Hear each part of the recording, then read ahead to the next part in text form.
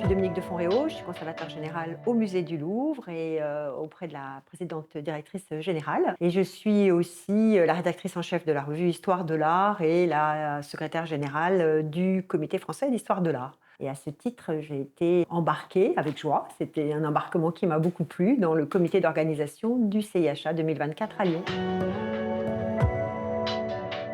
Au départ, membre du comité d'organisation comme tous les autres, et puis assez vite, on a eu envie de donner une assez grande importance au Salon du livre au sein du CHA, parce qu'on se disait que c'était absolument fondamental de montrer combien le livre et la revue jouent un rôle essentiel dans notre discipline, combien ce rapport texte-image, combien ce rapport de la publication, de la mise en œuvre était essentiel.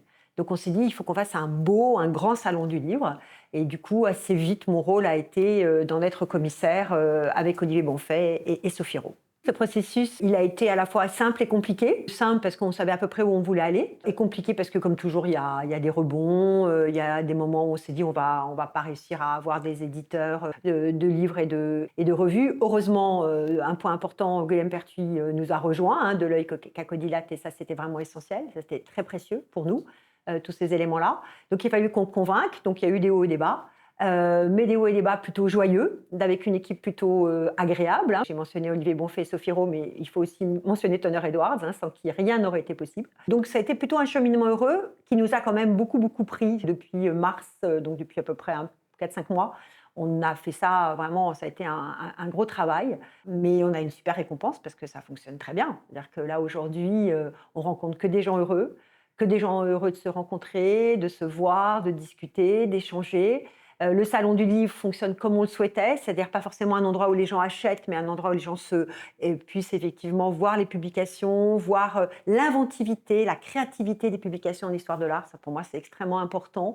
Non seulement le contenu, mais aussi le contenant. Voir la diversité des collections, organiser des ateliers dans le salon du livre, mais aussi au sein du congrès. L'écrit trouve pleinement sa place dans une discipline qui en fait est née avec l'écrit. Il ne faut jamais oublier que la discipline d'histoire de l'art naît avec Winkelmann et avec l'écrit. C'est vraiment un moment très heureux. C'est aussi un moment humain très heureux. Et je dois dire qu'à titre personnel, j'avais dit il y a quelques temps qu'il fallait que ce soit une fête pour notre discipline. Et c'est une fête pour notre discipline. Et ça, je crois que c'est une assez grande satisfaction quand même.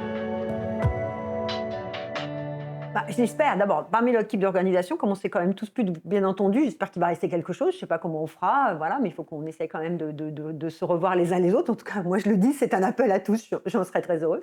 Et de façon plus sérieuse et moins personnelle par rapport à l'ensemble, je pense qu'il va rester des choses, mais il faut absolument le faire vivre. C'est-à-dire qu'on ne va pas le faire vivre demain matin, mais je pense que dès la rentrée, il faut qu'on reprenne des contacts. Par exemple, pour les revues d'histoire de l'art, donc les art journals, on va essayer de se voir régulièrement, on va essayer peut-être d'avoir des newsletters, d'avoir des ateliers. Mais ce qui est sûr, c'est que en quelques jours, on a pu rencontrer des gens de tous les endroits qu'on n'aurait pas pu voir autrement. Et c'est vraiment magique. Donc franchement, oui, on a réussi quelque chose de formidable.